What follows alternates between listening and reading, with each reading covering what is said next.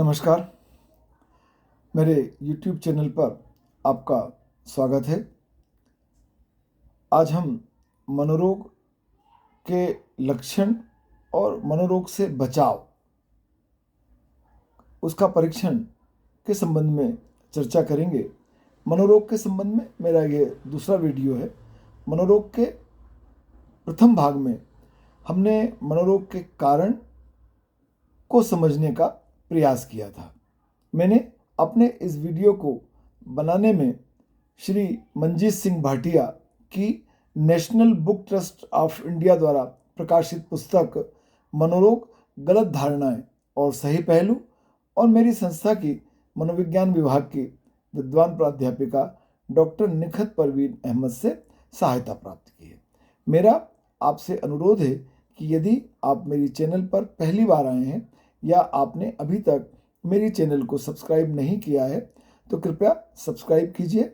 मेरी इस YouTube channel पर आपको समाजशास्त्र विषय से संबंधित, सामाजिक और राष्ट्रीय महत्व से संबंधित और प्रेरणात्मक वीडियो देखने में आएंगे।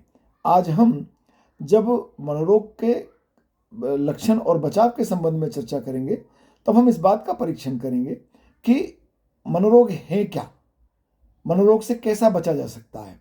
और इस परीक्षण के 3 चरण हैं। पहले चरण में हम इस बात को देखने का प्रयास करेंगे कि क्या कोई व्यक्ति मानसिक रूप से स्वस्थ है। एक मानसिक रूप से स्वस्थ व्यक्ति के क्या गुण हैं, क्या लक्षण हैं, उसको कैसे पहचाना जा सकता है कि एक व्यक्ति मानसिक रूप से पूरी तरह स्वस्थ है और वह अपने सभी प्रकार के स्वयं से संबंधित, परिवार और समाज से संबंधित दायित्वों का उचित प्रकार से निर्वहन कर रहा है।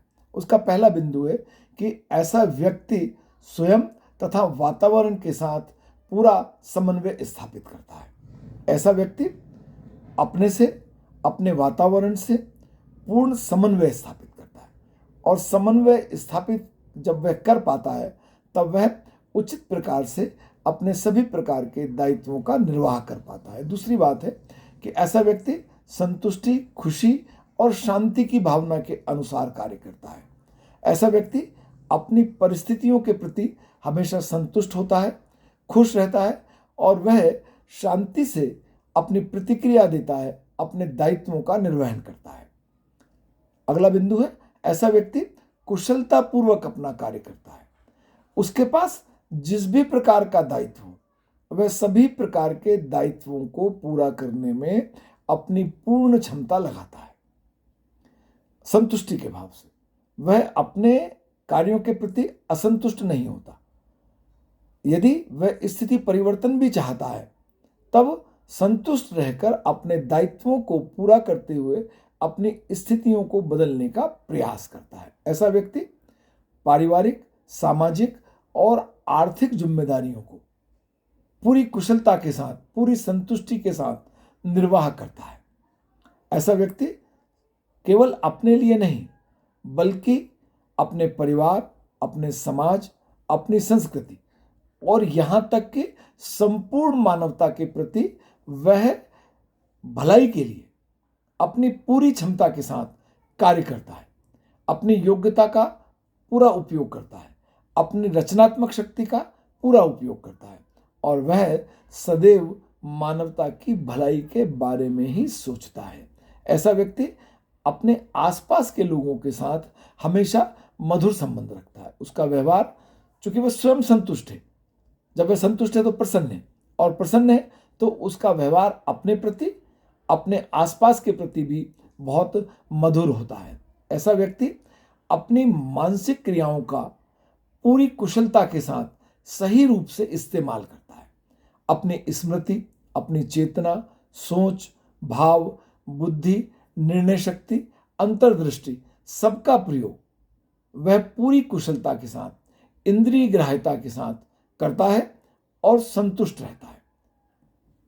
हमने पहले चरण में यह देखा कि एक मानसिक रूप से स्वस्थ व्यक्ति के क्या लक्षण हैं।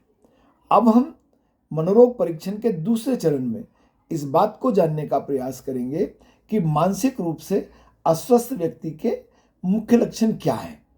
एक मानसिक रूप से जो अस्वस्थ व्यक्ति है वो कैसा व्यवहार अपने साथ, अपने परिवार के साथ और दूसरों के साथ करता है। और इसके माध्यम से हम इस बात को समझ पाएंगे कि वह मानसिक रूप से अस्वस्थ व्यक्ति है। उसमें पहला बिंदु है कि वह हमेशा चिड़चिड़ा और उत्तेजित स्वभाव का होता है। उसे बहुत जल्दी गुस्सा आ जाता है और जब वह अपनी प्रतिक्रिया व्यक्त करता है तब गाली गलौज और तोड़फोड़ जैसी स्थिति का भी वह प्रयोग कर सकता है। दूसरा बिंदु है, ऐसा व्यक्ति चिंता, तनाव, अवसाद, सनक, अनुचित डर, अनचाहे विचार, बेतुकी बातचीत या गतिविधियां, अनुचित शक या वहम से हमेशा ग्रसित होता है। वह स्वयं को, अपनी परिस्थितियों को, अपने आसपास को हमेशा शक और वहम से देखता है और इसके कारण से उसके मन में अनेक प्रकार के अनचाहे, बेतुके विचार आते हैं। काम की एकाग्रता इस कारण से नहीं रह पाती। वह किसी भी कार्य को पूरी निपुणता, कुशलता और रुचिपूर्वक पूर्ण नहीं कर पाता है। ऐसा व्यक्ति किसी इंद्रिय संबंधी कारण के बिना, किसी शारीरिक कारण के बिना अपने आप को बीमार महसूस करता है, जैसे सिरदर्द, कमजोरी, भूख का कम लगना, कब्ज, दस्त, घबराहट, शरीर के किसी भी भाग में दर्द रहना इत्यादि शारीरिक लक्षण। ऐसा व्यक्ति मानसिक क्रियाओं जैसे कि चिंतन, भाव, बुद्धि, स्मरण शक्ति, एकाग्रता या आसपास की चीजों के संबंध में हमेशा एक विकसित नहीं बल्कि विकार संबंधी विचार को रखता है। ऐसा व्यक्ति मानसिक तनाव की वजह से अनेक प्रकार के शारीरिक रोग अपने में महसूस करता है। पेट संबंधी रोग, रक्तचाप, माइग्रेन, दमा, नपुंसकता इत्यादि। यदि ये बीमारी वास्तव में उसमें पहले से विद्यमान है तब वह इनमें बहुत वृद्धि महसूस करता है। ऐसा व्यक्ति गैर कानूनी, असामाजिक, यौन विकृति संबंधी, नशा संबंधी गतिविधियों में बहुत सामान्य रूप से भाग लेता है, संलिप्त हो जाता है। एक मानसिक रूप से अस्वस्थ व्यक्ति हमेशा ऐसा महसूस करता है कि उसे कम नींद आ रही है या बहुत अधिक नींद आ रही है। ऐसा व्यक्ति अच्छी नींद नहीं ले पाता, दुस्वप्न देखता है, बुरे स्वप्न देखता है। ऐसा व्यक्ति नींद में बोल सकता है, नींद में चल सकता है।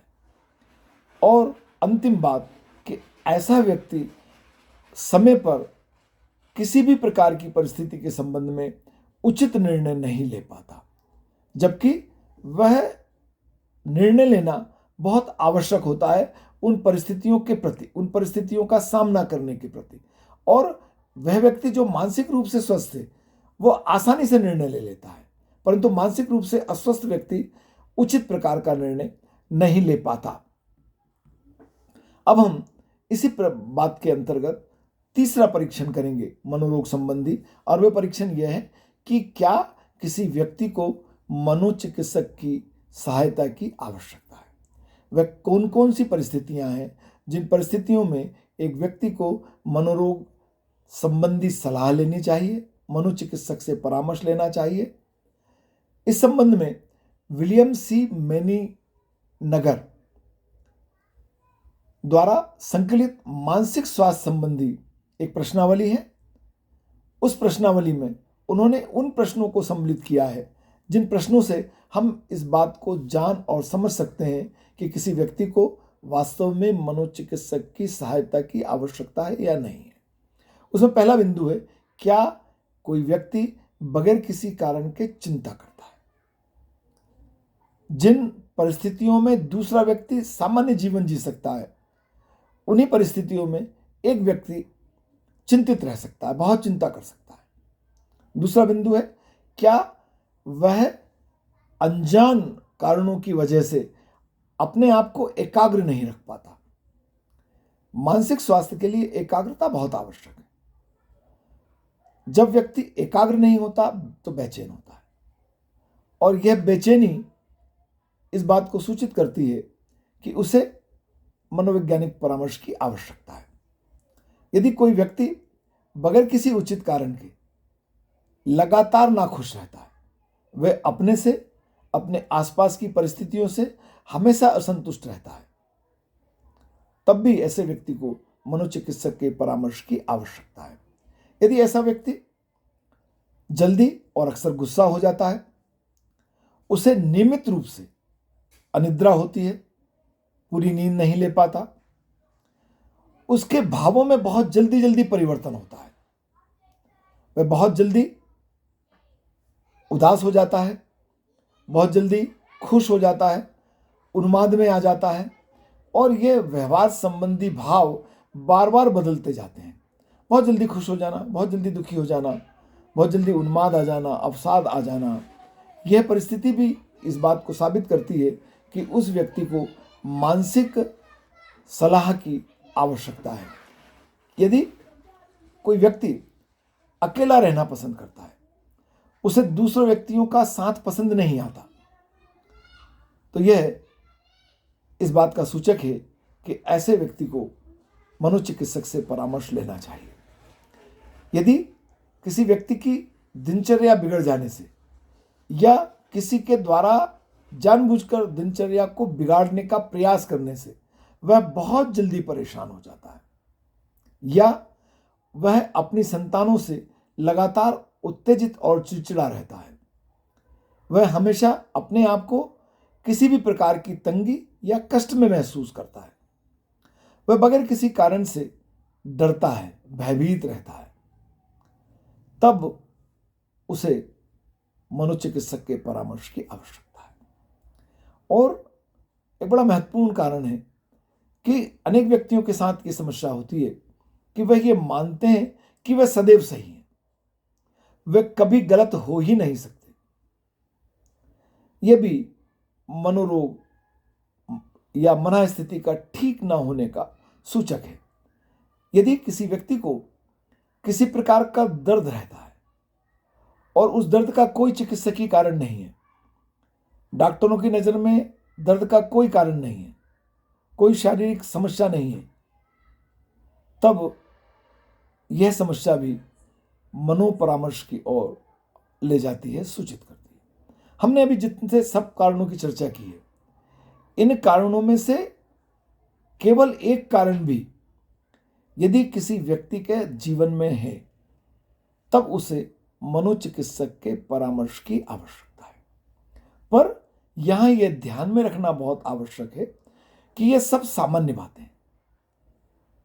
यदि कोई व्यक्ति ऐसी परिस्थितियों में मनोचिकित्सक का परामर्श ले लेता है, तो वह आसानी से इन परिस्थितियों से बाहर आ सकता है। यह कोई बहुत बड़ी बीमारी नहीं है। तो मेरा ऐसा विचार है, मेरा ऐसा मानना है कि आपने इन मनोरोग परीक्षण संबंधी तीनों बिंदुओं की चर्चा से ये समझ पाए होंगे कि मनोरोग क्या है, उसके लक्षण क्या है, कब मनोरोगी के लिए मनोचिकित्सक के परामर्श की आवश्यकता होती है। यदि जीवन में कभी भी आप स्वयं या आपके आसपास के किसी भी व्यक्ति को आप ऐसी परिस्थितियों में पाते हैं, तो उसे मनोचिकित्सक का परामर्श दिलवाइए। आसानी से वह इन परिस्थितियों से बाहर आ सकता है। आपने मेरे वीडियो को धैर्यपूर्वक सुना। मैं आपके प्रति अपने अंतर्मन से आभार व्यक्त करता हूँ। बहुत धन्यवाद।